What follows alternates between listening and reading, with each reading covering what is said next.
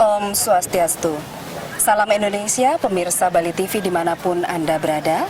Senang sekali kembali berjumpa dengan saya, Jero Jemiwi, dalam program Dialog Interaktif. Dan saat ini saya sudah berada di Gor Sweca Pura, dan di sebelah kanan saya sudah ada Bapak Bupati Klungkung, Bapak Nyoman Suwirte. Om Swastiastu, Pak Bupati. Kenak-kenak Pak Rahajeng, Pak. Sehat. Walaupun padat sekali ini tugasnya, pagi-pagi sudah ada di Gor. Nggih. Pak Bupati, ini kita seperti yang Bapak tahu, kita sudah berada di level keempat untuk Gunung Batur, itu level awas. Sejauh niki kesiapan dari pemerintah Kabupaten Klungkung seperti apa? Walaupun kita sudah bisa lihat di Gor ini keadaannya sudah sangat baik, Pak. Baik, terima kasih. Saya laporkan, saya sampaikan terkait dengan kesiapan Kabupaten Klungkung untuk menampung para pengungsi dari Kabupaten Karangasem terkait dengan situasi Gunung Agung. Jadi H-7 dari informasi yang berkembang di media sosial dan terakhir di media cetak, saya sudah menugaskan beberapa kali rapat dengan seluruh OPD yang terkait. Bagaimana langkah-langkah kita, beberapa titik yang akan disiapkan untuk tempat pengungsi, bagaimana anak-anak yang mengungsi, bagaimana airnya, bagaimana kesehatan. Benar-benar kita sudah siapkan 1 minggu sebelum kejadian ini. Karena kita prediksi, karena kita melihat pergerakan daripada informasi itu kan terus semakin meningkat. Iya, betul. Nah, oleh sebab itu kami di Klungkung boleh dikatakan cukup siap. Saya tidak mengatakan sangat siap, karena saya yakin di tengah-tengah perjalanan ini akan ada di luar dugaan. Seperti sekarang kita prediksi ya paling-paling 3-5 ribu. Nah, sekarang kan sudah 15 ribu kan. Nah, oleh sebab itu tentu terjadi permasalahan. Nah, Gor ini merupakan posko induk yang memang menampung paling banyak. Dari 15.000 itu di sini sekitar 3.700. 3.000, hampir 4.000, Pak ya? Iya, berarti ada 11.000 lebih itu ada di luar posko induk ini. Dan itu posko itu tersebar dari seluruh banjar-banjar yang ada di Kabupaten Klungkung, terutama di 3 kecamatan ini. Mungkin ini yang membuat saya terheran-heran. Masyarakat Klungkung ini tanpa dikomando, tanpa diminta itu, ketika terjadi kejadian seperti ini, mereka sudah siap semua.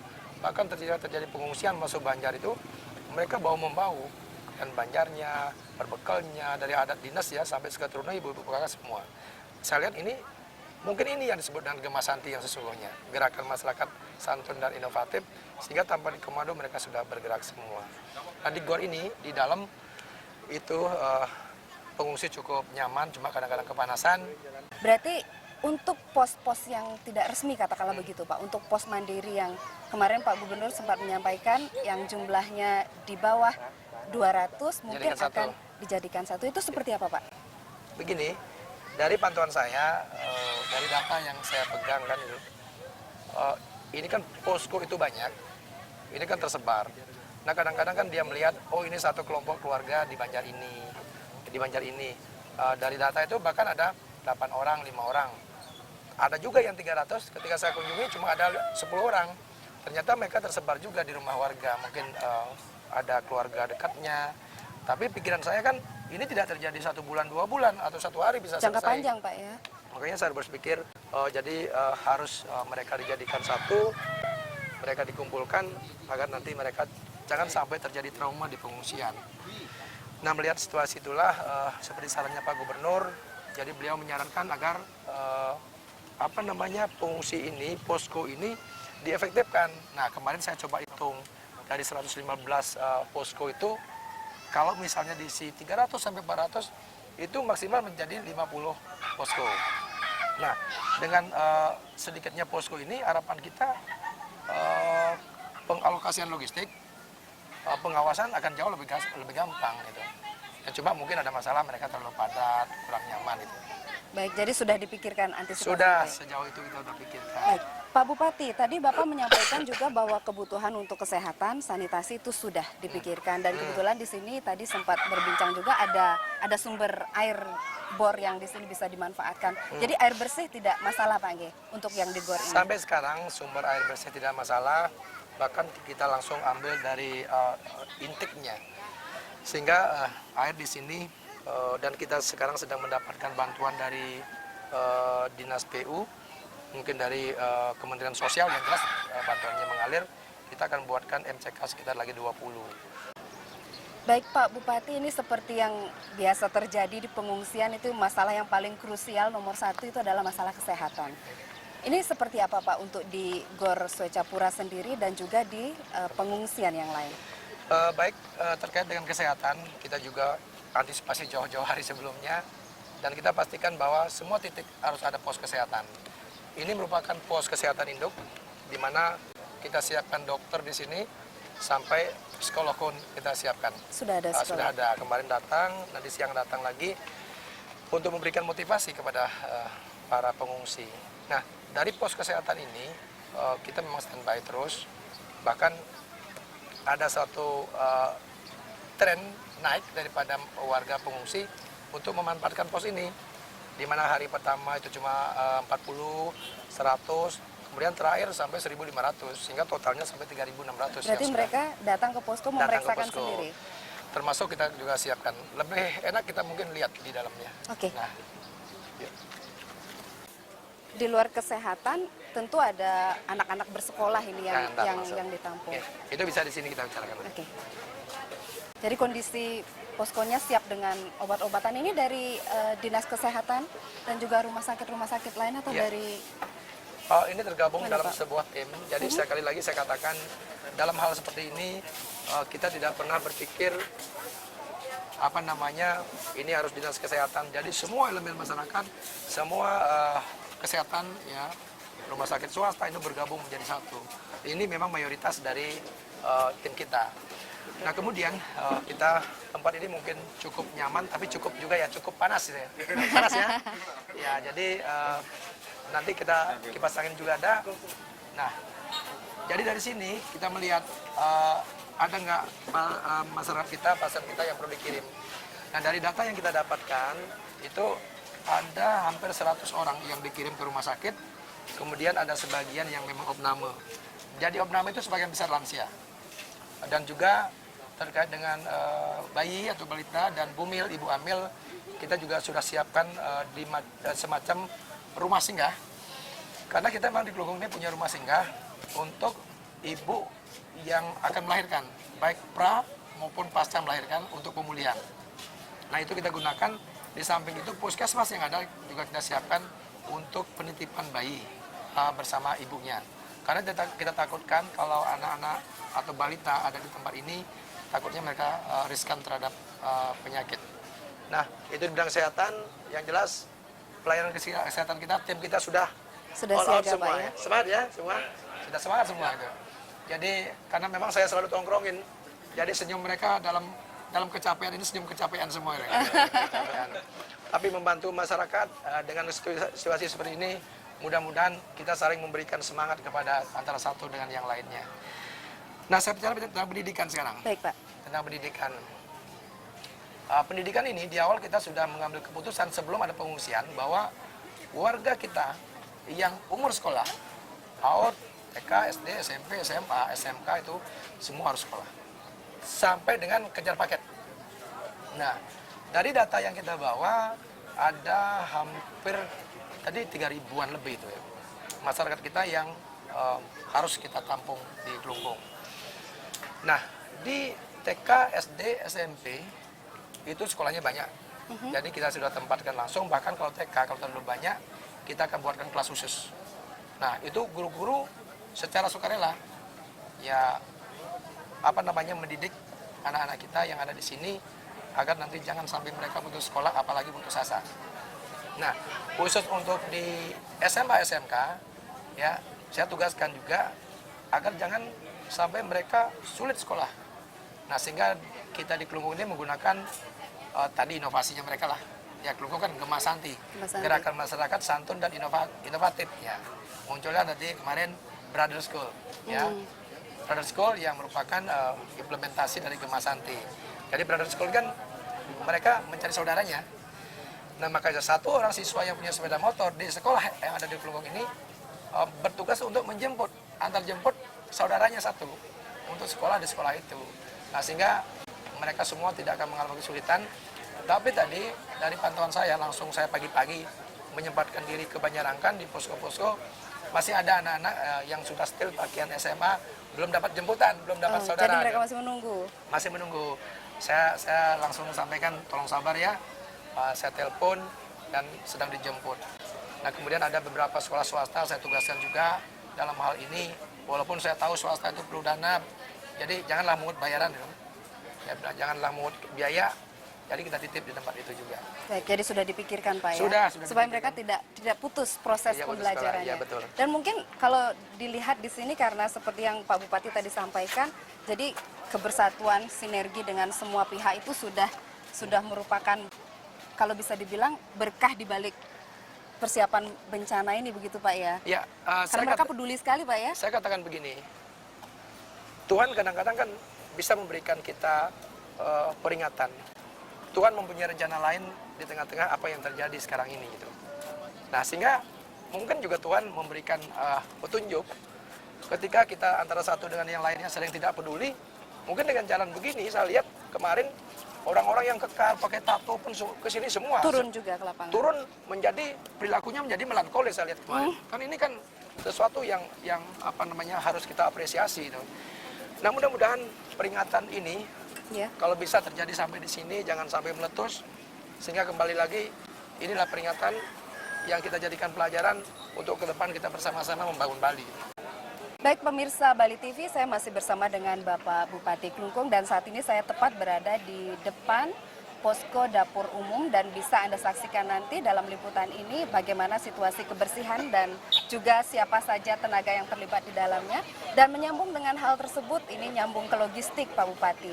Kami lihat ini di Gor Swecapura cukup terpenuhi, mungkin akan cukup berapa lama dan pendistribusiannya seperti apa Pak ke pos-pos yang lain? Baik, yang pertama saya sampaikan dulu tentang dapur umum ini. Jadi dapur umum ini sebelum terjadi pemecahan konsentrasi untuk memasak, di dapur umum ini setiap hari memasak rata-rata 11.000 nasi bungkus kali 3. Berarti ada 33.000 nasi ya, bungkus. Nah kemudian di tempat ini jadi semua relawan, karena sekarang kan hari masuk nih, jadi masyarakat kita relawan mungkin tidak sebanyak yang kemarin hari libur Pak. Ya, jadi ini kebanyakan pegawai juga dan beberapa dari elemen masyarakat. Nah, tetapi kalau nanti sudah dipecah ya ke tempat-tempat, maka dapur umum ini tidak sehebat ini bekerjanya. Maka akan konsentrasinya terpecah ke Banjar-Banjar. Nah, kemudian kaitannya dengan dapur umum ini kan terkait dengan logistik kan? Betul. Jadi mereka kan perlu bahan segala macam. Saya juga merasa kadang-kadang terharu melihat seperti saya katakan kemarin loh. Jadi banyak sekali teman-teman kita yang kadang-kadang saya lihat sering bergaul, loh. Ini kayaknya sering minum tua ya, loh. Mereka bawa sumpah bantuan ke sini. Ini ada fenomena apa ini gitu? Yang mereka, Pak Nyoman, saya pas masuk ke sana itu.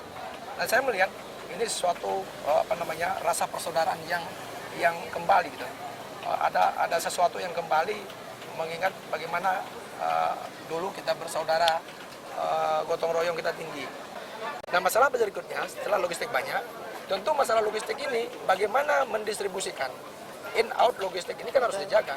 Jangan sampai logistik banyak, pada akhirnya nanti tidak berfungsi atau malah busuk.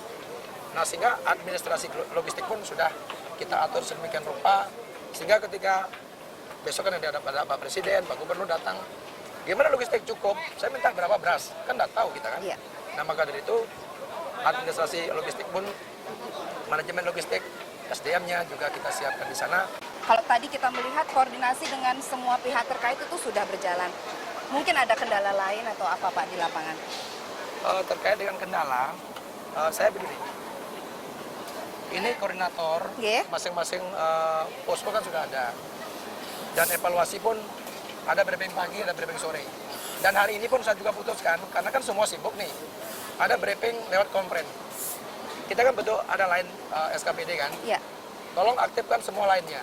Saya konferensi jam sekian. Jadi lewat konferensi saya evaluasi. Jadi sudah menggunakan teknologi ya? Tadi pagi-pagi saya tes. Ternyata banyak yang kagok tadi. Belum siap. Kita sebenarnya punya AT, tapi AT-nya tidak berfungsi lagi. ya karena memang ada permasalahan pemancarnya. Nah, jadi koordinasi itu dengan kabupaten saya kira saya maklum Ibu Bupati Karangasem, beliau sibuk ngurusin warganya. Betul. Ibu Bupati juga kita sama-sama sibuk. Saya berharap ini tidak ada orang yang memanfaatkan gimana Bupati Karangasem, yang orang beliau juga ngurus warganya sendiri. Nah, sehingga saya koordinasi lebih banyak dengan Pak Gubernur, dan beliau hari ini ada yang sini, kemudian dengan pemerintah provinsi kan, kemudian dengan Kementerian Sosial, dengan BNPB. Nah, tentu dari koordinasi itu ada beberapa hal yang saya dapatkan yang kiranya tidak terlalu membuat kita harus resah. Ya, terutama misalnya begini, ada orang menanyakan, gimana Klungkung sudah siap dana belum? Saya katakan, Klungkung, ya kebetulan ketua Palungnya kan setelah saya menginstruksikan untuk membuat tim. Kita kemarin geser anggaran sampai 1,5 miliar untuk persiapan ini. Tapi Klungkung belum bisa mengeluarkan anggaran itu karena belum menentukan tanggap darurat di Kabupaten Klungkung. Apa harapan Bapak ke depan dalam kondisi seperti ini, dan tidak lupa juga bahwa kita sudah berada di level 4, level awas sebenarnya untuk meletus itu para ahli bilang tinggal menunggu waktu, tapi tetap kita berdoa untuk tidak terjadinya meletus. Nah, seandainya terjadi Pak, saat ini kan perhatian Bapak kepada masyarakat pengungsi sudah bisa masyarakat saksikan. Nah, perhatian terhadap masyarakat Bapak sendiri di Kabupaten Klungkung yang kurang lebih 13 desa mungkin akan terdampak jika letusan itu terjadi. Seperti apa Pak? Mungkin sudah ada sosialisasi atau apa? Baik, terima kasih. Terkait dengan kemungkinan terburuk yang akan terjadi, kemarin juga saya sudah tugaskan kepada BPBD untuk membuat pemetaan jalur evakuasi terhadap 13 desa yang dikatakan rawan terhadap bencana tersebut yang kena radius. Terus harapan saya, himbauan saya, satu, kepada seluruh masyarakat, mari kita berdoa semua. Bahkan di setiap pengungsian saya lihat ada pesanan tidak. Saya ajarkan setiap sore, setiap pagi biasakan sembahyang. Mohon sama beliau, urusan beliau terjadi sesuatu itu beliau punya urusan. Yang kedua, terkait dengan antisipasi, benar tadi yang dikatakan Jero. Jadi begini, beberapa tempat masih saya kosongkan, seperti Balai Budaya. Kemudian beberapa banjar juga. Karena dari saya sampai datanya ada 13 desa yang akan dievakuasi. Mungkin kita berpikir begini, kita terus ngurusin warga pengungsi sekarang kan. Jangan-jangan nanti kalau terjadi ledakan Gunung Agung, ini warga Klungkung nggak dapat tempat. Saya yakin tidak lah. Sudah dipikirkan lagi? Saya sudah pikirkan semua. Mudah-mudahan ya, apa yang kita lakukan ini yang bersambut dengan seluruh lapisan masyarakat, dan media juga diteruskan informasi ini sehingga tidak ada nanti persepsi bahwa kita membiarkan menelantarkan orang. Baik, Pak Bupati, terima kasih banyak atas waktunya. Sukses Dahat dan sehat terus Bapak, semangat bertugas terus, dan ini satu makna yang bisa dikupas. Mudah-mudahan nanti pemirsa Bali TV juga bisa melihat ini dan bisa bersyukur bersama-sama, dan mudah-mudahan letusan Gunung Agung itu tidak terjadi. Tapi apapun yang jelas kita sudah siap dengan antisipasi seperti yang sudah disampaikan oleh Bapak Bupati Klungkung. Matur sukses Dahat Bapak, sampai bertemu lagi Rahajeng. Baik pemirsa Bali TV, demikian tadi bincang-bincang kita bersama Bapak Bupati Klungkung, dan juga Anda sudah kami ajak melihat situasi di lapangan tentang kondisi kesehatan, logistik, dan juga perhatian terhadap proses pembelajaran yang tetap berlangsung meskipun berada di dalam kamp pengungsian atau posko pengungsian. Saya Jero Jebiwi, undur diri. Mudah-mudahan bisa bertemu lagi pada program berikutnya.